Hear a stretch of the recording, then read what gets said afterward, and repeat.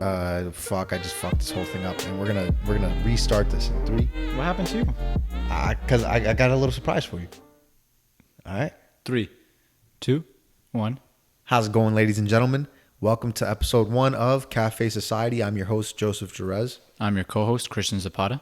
And we just want to give a quick shout out to Ames Perdues for hosting this for us. We really appreciate you guys for sponsoring our podcast. Thank you so much. Thank you. Let's get right into it. So a little bit about us, guys, just before we head into deep is we come from a background that is very different, but very much the same. If you think about it, different in the sense of what my passions kind of align with, and then yours, and then there is some gray area, right? Like you really love tech, computer science, and I'm old school. I'm a paper and pen kind of guy. You mean a cash kind of guy? I am a cash kind of guy. You know what I'm saying? Give me cold, hard cash. It always talks. But And it depreciates. But yeah, continue.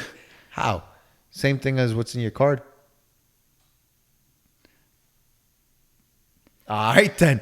Because on this podcast, we're going to make sure that we never have any silence. So when he has nothing to say, I sure do. But what are we drinking right now? Tell the people what we're drinking, man. So Joe took the time to make a Beerrita today, and it's actually quite curious how he got there. Oh, yeah. So I went to the store, right? Check this. So I went to the store, and I was like, I want to make, for the podcast, I want to make margaritas. So I went, I got tequila. I knew that we already had limes, so I was like, we're good on limes. We didn't have any sugar. Bought some sugar to make a simple syrup. And then I was like, you know what? Let me just get some beers for the crib. I come back, whatever. And then I'm like, oh my fucking God. I totally forgot orange liqueur. How did I forget orange liqueur? So I quickly Google, and this is why I'll always say this. Like, I love technology for this reason, right? Because at any moment's notice, you can just quickly Google search something and bam, find an answer. You don't phone a friend as an old school guy that you are? You know, man, it depends. Depends. If I knew a bartender friend, I would have called them. I really would have. That's actually true. Yeah. But I don't, unfortunately. So if there's any bartenders out there that want to be my friend, hit me up. And so I Google searched whatever ingredients I had, and it was like Beerrita. Replace the orange liqueur with 6 ounces of beer. And here we are. And this thing is freaking awesome, bro. I am actually super ecstatic to be drinking this right now, especially with you. No, honestly, I thought the syrup thing was like the coolest thing. I've honestly never seen. It's such a simple thing, and I haven't seen it. Oh, the simple syrup? Yeah. That's why they call it simple syrup, baby, because it's simple to make. Just whatever amount of water you decide that you want to put in there. So say it's a cup of water, then you just add a cup of sugar. And that's it. Yeah, and that's that. I've always come from like, well, I've also never really used syrup like that, right? But I've seen maple syrup at the store or something like that, and I just kind of walk by it. Yeah, well, this is the difference. So you have that kind of syrup comes from a tree. You know what I mean? They actually tap into a maple tree until the syrup comes out. But this simple syrup, a little bit different, but it's great for cocktails. And a cool little thing that's been going on in our life the past couple of weeks is we made a move. Some may say, right? Just a small move across the country from the East Coast to the West Coast. Man, how do you like it? It's 0 to 100 for sure. 0 to 100. I know, we were like, where should we go to? Where should we go to? Yeah, the opposite side of the fucking country. Well, it's interesting, right? We took a look at different factors, and we were looking originally at New York, right? And yeah, I remember this. Just with everything that was going on with COVID, and it's funny because we were coming back home from Block Island, small island in our small little state, dude, right? The small little island off the small little state. And then on the way home, it just kind of hit us. It's like, why take the stepping stone? Neither of us are gonna buy property in New York, and it just hit us. It's like, why not just go to the sunniest place that we would like to go to? Yeah, the place where the things that we want to be a part of are happening. There's no more winter, which I am. I've been really appreciating this weather. Every day, guys, I make sure I go to get some sun, whether it's hit the rooftop, this. Yeah. While you're in your cave, doing that hacking stuff. Because you're a hacker and I don't trust you. It's called computer science. But yeah, Hacking. So as you're hacking away, I'll go upstairs after lunch and I'll hit the rooftop and I'll just really take in that sun, man. And if I don't go to the rooftop, I go to the beach.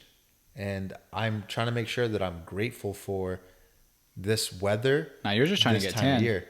Well, that's a part of it too, right? And I'll be grateful for that tan when that tan gets here. But seriously, because back home it's like super, like to me, Oh, dude, I'm white once it hits like fall. yeah, I mean exactly right. Like November, today's November 4th, right? Yeah. And as we're sitting here waiting to see who's the next president of the country, but we're from the East Coast, so November 4th is synonymous to cold. It's cold, man. It's the beginning of fall towards like it's like heading towards the middle of fall. I mean, even like a couple days before Halloween, it gets a little chilly It's sometimes. brick, man. And Yeah. I'm pretty sure back home it snowed on Halloween. If not, it was like the day after or something Yeah, like that. Or and that's around the just same like, time. man, that used to be our life. And now I went to the beach this morning and I just laid out with my book, my phone too, listening into a couple of podcasts when I was bored of reading. But that's so exciting for me. Do you even like shoveling snow? Do I like shoveling? Who likes shoveling snow? If there's someone out there that likes shoveling snow, I need you to quickly log off this podcast, go into your bedroom, and cry yourself to sleep, okay? Because you're no longer welcome. I was gonna say go to my parents and I'll pay you like $20. That's a great point, but I already have a plower. So. It's funny because when I did this a couple of times, and for me, it wasn't even worth the money. I'd come home, I'm like exhausted. I'm like, Oh, when you would go and shovel for some cash someone? as a kid? Yeah. I mean, yeah, yes and no, but as a kid, there's only a very finite amount of set. ways to make some cash, and like it's one of those simple things like, hey, here's a problem, I have a solution, let's work together. You know what I mean? It's I think for kids especially, I think it's important to do some manual labor. Maybe you should have done a little bit more. No, trust me, I agree with what you're saying there. But don't forget, we come from very Latino backgrounds, so I'm no stranger to that. Facts. I remember I had this old Italian neighbor next to my dad's house, Silvio. He's like, I swear to God, he's been like 93 my whole life. But my dad just told me recently that he's like 90, 92. And I'm like, there's no way. This man has been ancient forever, okay? But every time it snowed, my dad would make sure that I shoveled our driveway. And then I'd have to go next door and shovel Mr. Silvio's driveway as well. And he'd always come by, and he's super Italian. My family, hella Dominican. And he'd come over to my dad's, and he'd be like, hey, Jose. Hey, I really appreciate it, man. Thank you so much. For helping out. And give my dad a nice bottle of red wine from Italy that his family would send over. And your dad? Yes, though. No, my dad's no stranger to the wine, bro. He knows what's good. And and then they would have a couple of glasses of wine, and Sylvia would go back to his place, and I was like, great, I did all the work, I didn't get shit from it. This is bullshit. Everyone's drinking, boozing, and I'm over here fucking sitting on my hands, Twiddling your thumbs. Crazy. But let me ask you this though, because we're all right, cool. We moved over, right? We're chasing what we're going after. There's been a lot of people moving out though. There's a lot of people leaving. Yeah. Which is a lot of crazy. people leaving Yeah. LA, New York. Dude, they're getting the hell out. I mean, for some valid reasons, I mean, what do you think? Like, what was when you first came? Because I know you've been to California, obviously before we moved here, as have I. But what was your thoughts when you saw it for the first time? I definitely thought it was a place that I can see myself going to at one point in time. I always felt that I needed to go somewhere else first for various reasons. And I did end up moving to Boston for that period of time, right? Went to college there, worked there for a couple of years. But then, both of us, we kind of aligned and we were ready to move on from that. To head out, yeah. Yeah. Yeah, I agree, man. I mean, when I came here the first time, it was really nice when it was really nice. To me, though, and I think this is because of my background with like volunteer programs to help like the homeless and stuff like that. And I saw the mass of amounts of like homelessness Here. and poverty, and that wage gap looks more and more wide here than anywhere else I've been, right? Where you see the extremes of poverty and wealth all on the same street. You know what I mean? Like you go down Hollywood and you see a guy who's living on a bench, right? And then right next to him is a guy who's driving his brand new like Lambo. You know what I mean? So I that was something that really stood out to me here. And I think that's a big reason why so many people are leaving. It's the massive amount of homelessness, and then like obviously taxes have been increasing and things like that. And for those people who have found that mass amount of wealth and want to protect it now, I can see why they're leaving. Makes sense. I have not found that yet. This is still the place to find it. And that was a huge thing for me. It's I was thinking more along the lines of just how many like-minded people are here, and you being able to propose an idea like Heck this is yeah. what I do, and people are like, Oh, great, yeah. How can we collab? You know? Yeah, or like how do you support that? Exactly, man. So that like to me and obviously to you, that's why we both moved out here. It was like, regardless, there's still so much opportunity here that I think it beats out the tax increasing, or obviously the more tragic, like the more tragic things of like the wildfires and stuff like that. I mean, when it comes to us, I don't know if you saw the memes in the past couple of days. Like you out of bed like this, you're not worried about that tax plan. And for us, in a way, it is true, because who knows when we're gonna see $400,000 in a year, right? In 1 year. Yeah, that might not be for 7 more years. You know what I mean? But it is what it is. We're here trying to, escape that 9 to 5 lifestyle, so to say. And just be able to support the family. And Yeah, I know and- we've had so many times with friends that we wanted to help out and like just way beyond what we need to do per se, but Yeah. Or what we could have. yeah, or we for sure. definitely what we could have done. Yeah. Yeah. But I think that's why we're here to find that financial freedom, and separate ourselves from that traditional. Because I think we've both been unorthodox in the way that we've tried to, find that wealth and find that happiness in our life. So Yeah, and talking about how we are planning to do that. Of course, you're here today. You're listening to this podcast. It's one of the channels. We definitely are rolling out with a YouTube, kind of based around the different concepts that we like to think about. That's right. Café Society is more where people congregate together to talk about these different topics.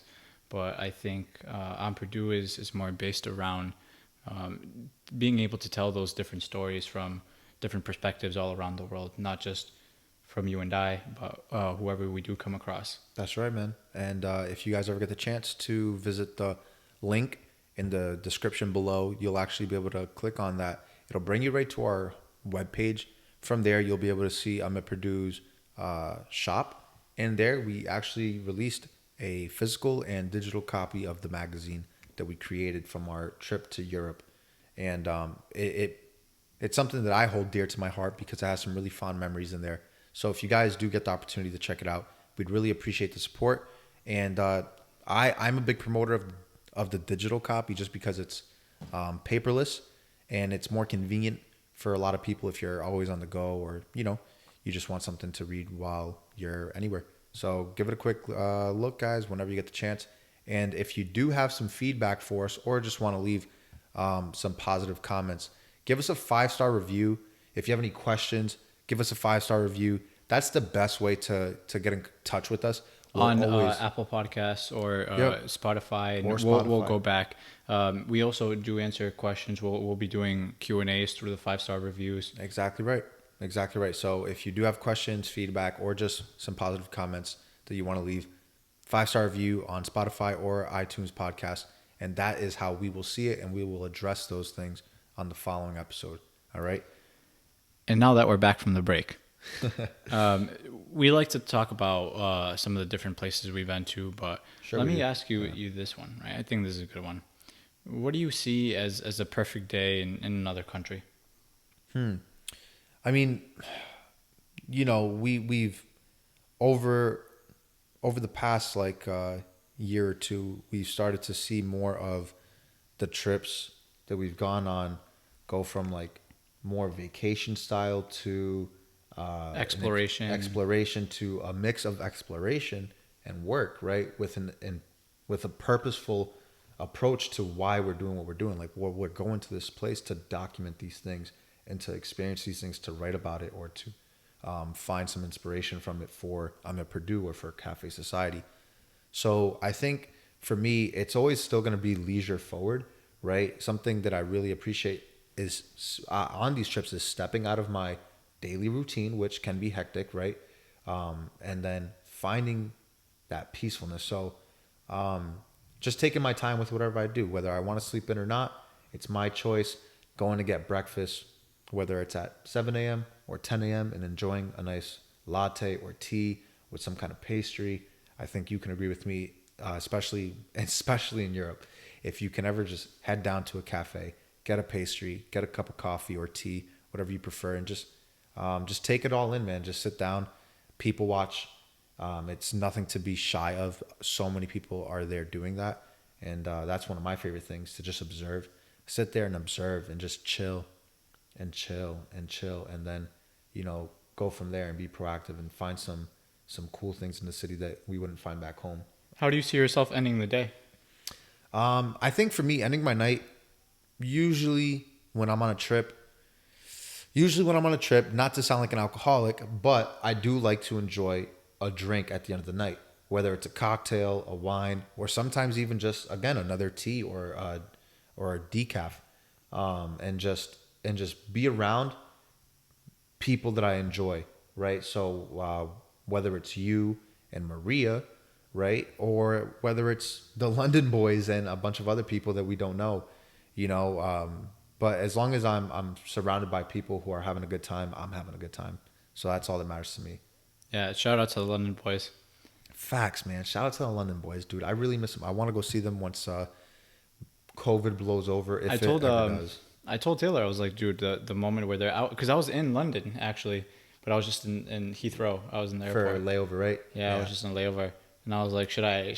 Have you told him about the marriage? I'm sure he's seen it. I'm sure you've seen it.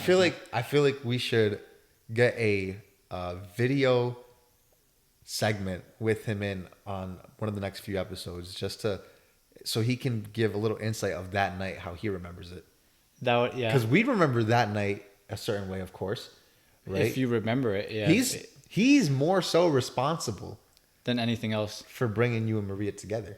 100%. I give him all the time. If I tell the story of how I met her, I give him all the credit.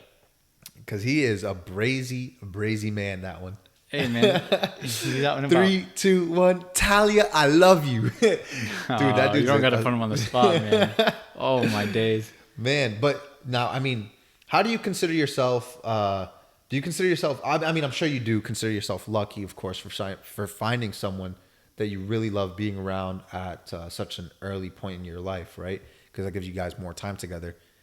How do you think the dating scene is going to change, though, with COVID?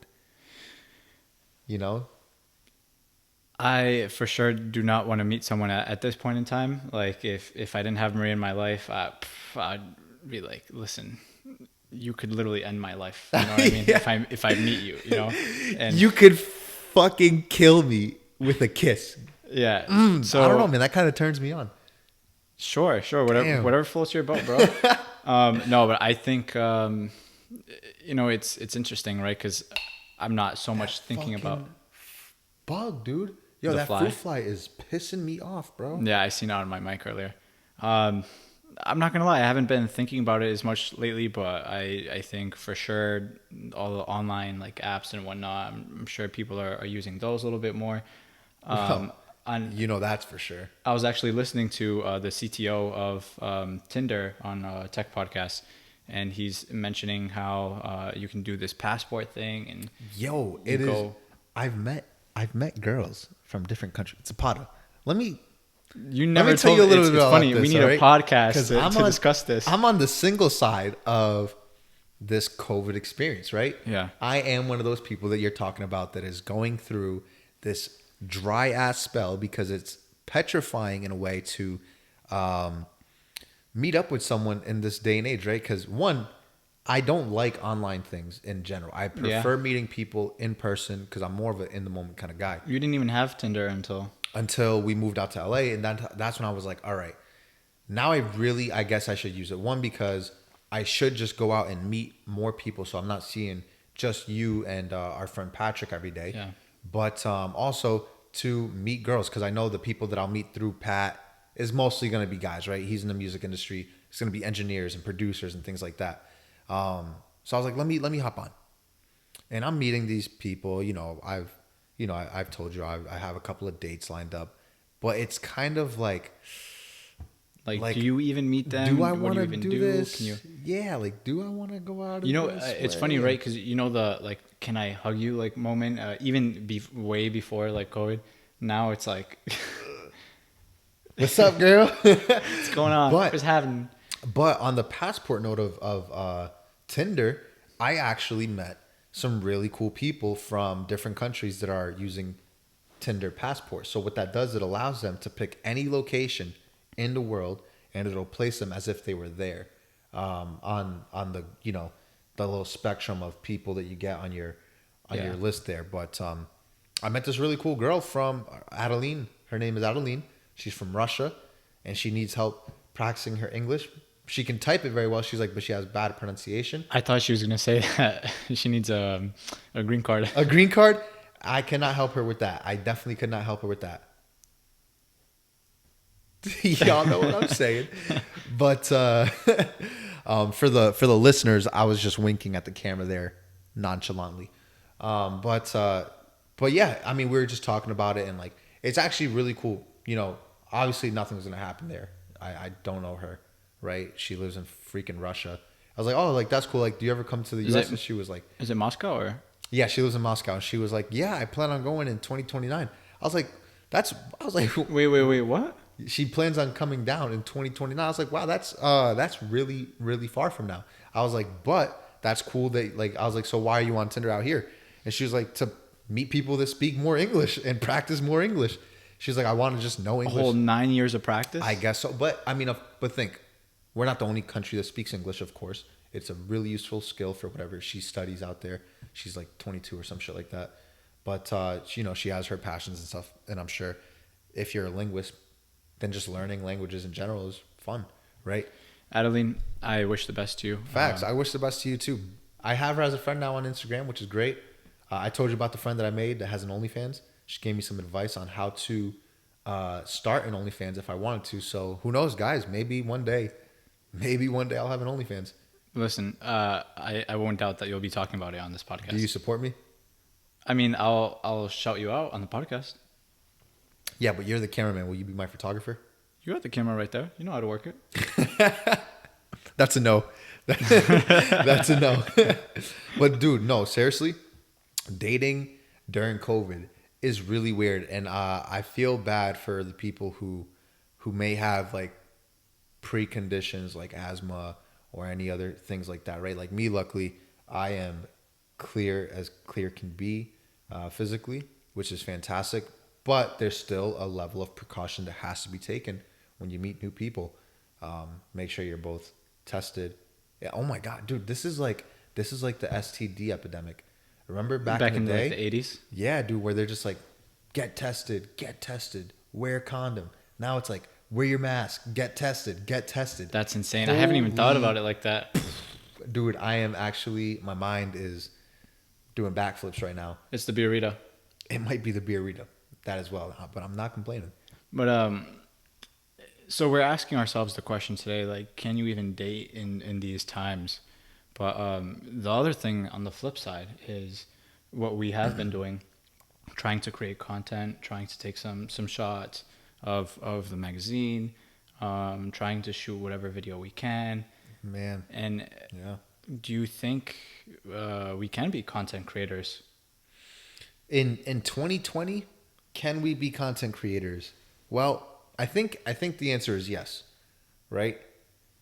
With the exception of you have to have extreme amounts of patience now, right, to find these opportunities for content seeing as things are either limited in capacity, reservation only, or your state is in lockdown or your city's in lockdown. You know what I mean? So I think the answer is yes. I think that being a content creator though is probably one of the most challenging things to come out with meaningful content in 2020 right now. I think this is probably the most difficult it's ever been in a long time to create meaningful content, because anyone can make content now through platforms like TikTok. Not saying that people who make TikToks only create meaningless content, because I don't use TikTok, but from what our friend EJ from back home was telling us when he came out to visit, that there's tons of genres within TikTok. And that's how he discovered what to visit Out here, right? Which is awesome. But I think that so many people, I think that part of TikTok, to me, on the outside of it, of that social media platform, is drowned out by the amount of dances and, just attractive women. Which is just, yeah. So to me, like, that's not, I wouldn't really check that off as meaningful, right? But I think right now it's very difficult to create meaningful content from home. I think there's so many content creators that we both watch that have kind of hit some slow points in their career, because they're just like, I don't know what else I can possibly talk about from my house anymore. I've already showed you the top 10 things. I've already showed you how to clear your space and be a minimalist. I've showed you how to cook everything. It's funny what because else? there's some really top rated YouTubers out there like Matt Diavella, who pretty much always creates content from home. I mean, Yes. he's been working from home for so long. Yep. So for him, really nothing changes. And I'm curious, is this just a time that you really take a deep look at the inside and see what you want to make there? Yeah, that's true. But as far as popping out per se, right, and becoming successful in that world, Charlie Demilio is virtually unheard of, right, until what was it, earlier this year or something like that? Yeah, through TikTok. Yeah, and so for me, who was the first one out of the D'Amelio sisters? Was it Charlie? I don't know. I have no clue, man. I'm not on this TikTok stuff, man. Yeah, I'm an old man. I told you guys. I do pen and paper. It's like, you got a pen and paper? Yep. I'm ready. But the idea at the end of the day is, you go on whatever is new. You use what the content platform wants you to use. So if they come out with a new feature, you hop on the new feature, try to use that. Have to optimize. That is, and I actually tested this in my personal. I created 2 reels just to see, right? I didn't You created a reel? Yeah, I created 2 reels on my personal account, but I didn't post them because I want to see organically, just through the explore page, how many views will they get without me posting them to my feed. Because I know if I post them on my feed, it's gonna. Wait, you have the option to just leave it? Like, I thought when you post the reel, you got to post it on your feed. Nope. I mean, if you go to my page, you'll see the reel section. At least I do from my page, of course, which might be a little bit different. But it didn't actually post on people's feeds. But it still goes to the explore page, which is really cool because this was my curiosity. Without my followers and people who interact with my account on a daily, how many people are actually seeing this from me not pushing it or anything? I just legit posted it. That was it. I think this original Vine format that you have, it's prime for discovery, because you're just constantly swiping through, versus even like today, Instagram, you have the home feed, which really is already your pre-curated content. You've already subscribed to these people. But if you go to that discover page, you have the blocks, and it's not like you're forced to go through each one. So you can skip like rows and rows of content without even knowing who those people are and without discovering them. But then you open up the reels, or back in the day when it was Vine, or now that it's TikTok, it's just, you see the account, you see the name. Everything. Yeah. You see it all, and then if you like it, you stay on there for the other remaining 3 seconds of that short thing. If not, then you quickly discover the next thing. And move on. Yeah. It is incredible. It is incredible. Yeah, and I think too, to the point of going on the platform that makes sense for you, it could make sense to go on, say, Pinterest for something else. By all means, if you're in the game of like B2B, you hop on LinkedIn and you work with ad sets over there and stuff like that. And there's been massive discovery there. That's facts. That is true. So I think the key in this is, if you want to be a content creator, really be where your people are, first off. Sure. Yeah, you have to be sure of the kind of content that you want to create, who your audience is, and where they are, right? Not everyone, and I think you actually brought up a really great point. Not everyone wants to be a YouTuber. I want to be I want to be a content creator, but for businesses. I want to inspire other business owners, or I want to reach out to them and see how I can help them grow their business. I probably won't be on YouTube. I'll probably be on LinkedIn though, right? Or another platform similar to LinkedIn. That's a fantastic point. And I think with that, guys, take that as you may. I hope you guys laughed a little bit, learned a little, and loved a little in this episode here. We're going to head out. We have some things to take care of now. And be sure to, again, leave any feedback, any questions in the form of a 5-star review on Spotify and iTunes podcast. And hit us up and follow us on our socials. So you can see us at Ames Perdues. That's AMESPERDUESCO.com. Or you can also hit us up on Instagram. CO is our IG. I said .com. Yeah, we're not on PurdueCo.com. Oh, cuff. Did I say the co? No, I said the co. Oh. It's at Ames Perdues Co. That's the Instagram. AmesPerdue.com. That's the website. Those are the socials. Hit us up. Until next time, peace out. Cheers. Cheers.